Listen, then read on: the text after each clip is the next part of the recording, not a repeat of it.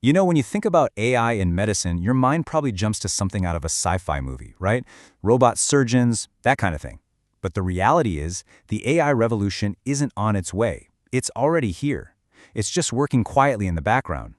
So let's get into this, because what's happening right now is pretty mind-blowing. So let's just start with a really direct question for you.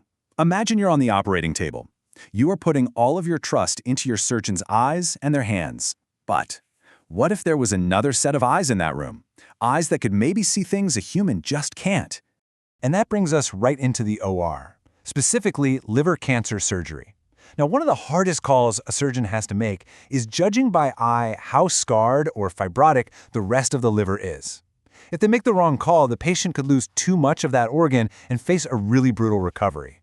It's a subjective, incredibly high-stakes moment. So to put this to the test, researchers fed video from over 100 liver surgeries into a deep learning model. And the results? Well, they're right here, and they're pretty stunning. The AI model hit an accuracy of 92.7%. It outperformed even the most experienced surgeons, and they were at about 84%. Less experienced surgeons, around 80%. The AI was even more accurate than the standard pre-op blood tests. Let's just let that sink in for a second. Put simply, a machine, just by watching a video feed in real time, did a better job than a team of 5 highly skilled surgeons. Now, this isn't about replacing the surgeon. Think of it as a powerful, super accurate second opinion, right there in the room when it counts the most. And this isn't just some isolated thing happening in specialized surgeries. This kind of technology is quietly weaving its way into all sorts of corners of healthcare, from your doctor's office all the way down to the device on your wrist. For instance, a new handheld retinal camera just got the green light from the FDA. So what's the big deal? Well, it can capture images of your eye without needing to dilate your pupils. That means screenings for really serious conditions can now happen easily at a primary care clinic, not just a specialist's office. It makes crucial care way more accessible. Or just think about your wrist. Google and Medicare just teamed up. Now, patients can actually access their medical records directly in the Fitbit app. You can even connect a continuous glucose monitor. Your wearable is basically becoming your personal health command center, with AI coaching built right in. But the impact can also be about correcting human error.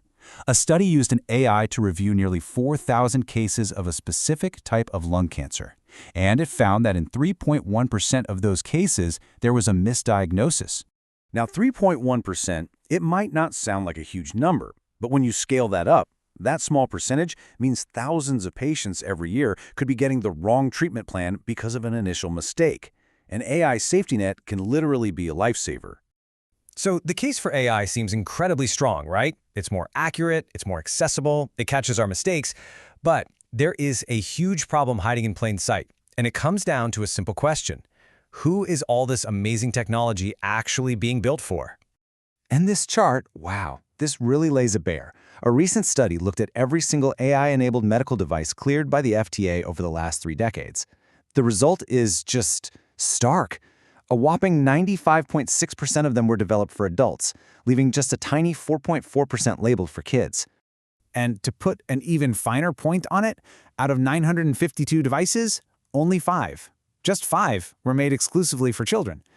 We're building this incredible new world of medicine, but we're basically forgetting to build it for kids. So the big takeaway is, the AI revolution is not yet for everyone.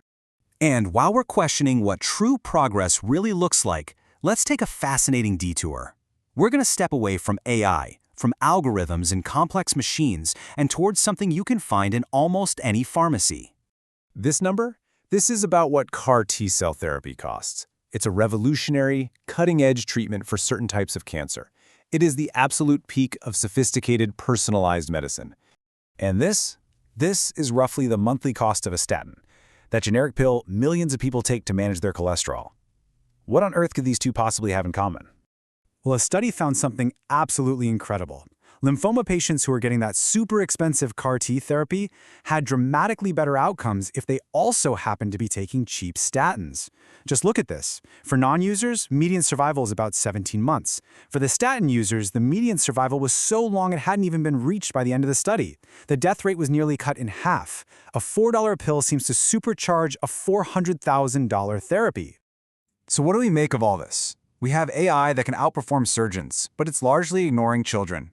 And we have a simple, cheap pill that can dramatically boost one of our most advanced cancer treatments. It really forces us to step back and ask a bigger question about what we value. And ultimately, this really seems to be the heart of the matter. The technology is dazzling, there is no doubt about it. But the true measure of a breakthrough isn't just how smart the machine is. It's about access, it's about equity, and it's about who actually gets to see the benefits. It's about making sure progress serves everyone, not just a select few. Which brings us right back to that room, and back to you. After seeing its potential and its pitfalls, where do you stand? Would you want that quiet second pair of eyes in your surgery?